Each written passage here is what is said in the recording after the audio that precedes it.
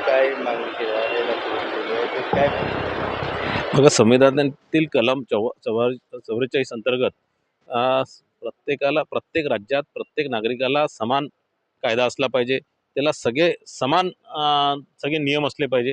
आणि निश्चितच आपल्या महाराष्ट्र हा पुरोगामी राज्य आहे आणि इथे हा जो कायदा आहे UCC हा निश्चितच लागू झाला पाहिजे. याच्याकरता मी आज लक्षवेधीच्या माध्यमातून विधान परिषदमध्ये तो विषय मांडला होता. काय प्रतिक्रिया आली?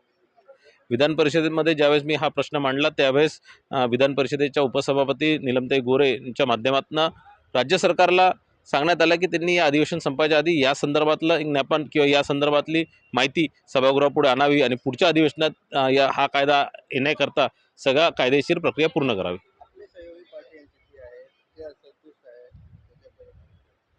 या GR बद्दल कुठेही, या कायद्याबद्दल कुठेही आमचे सहकारी पक्ष कुठे असंतुष्ट नाही किंवा कुठे त्यांच्यामध्ये मनात कुठेही दुमत नाही आहे. आणि त्यात कायदा आल्यानंतर निश्चितच त्यामध्ये चर्चा होणार, त्यामध्ये सगळ्यांचं मत जाणून घेणार. कालच धर्मांतरण कायदा महाराष्ट्रामध्ये एकमताने मंजूर झाला आणि निश्चितच त्यात सगळ्या लोकांनी, सगळ्या पक्षाच्या सर्व सदस्यांनी दोन्ही वरच्या आणि खालच्या सभागृहामध्ये आपले आपले मत मांडले.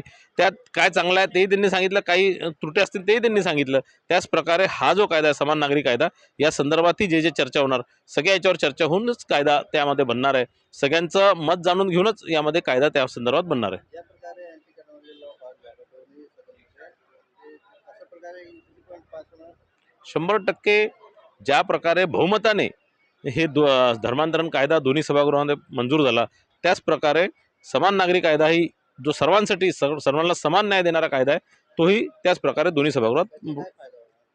बघा, असं आहे की ज्या आपल्या बहिणी आहेत, ज्या कोणत्याही धर्माच्या असणार, त्या सगळ्या महिलांना समान हक्क मिळाला पाहिजे. ते लग्नाचा विषय असणार, घटस्फोटाचा विषय असणार किंवा वारसा हक्कांचा विषय असणार. तर यामध्ये कुठेही दुजाभाव नसला पाहिजे. एका जातीतल्या, एका धर्माच्या बहिणीला सगळ्या सोयी उपलब्ध आहे. घटस्फोटानंतर त्यांना पोडगी त्यांचा अधिकार आहे.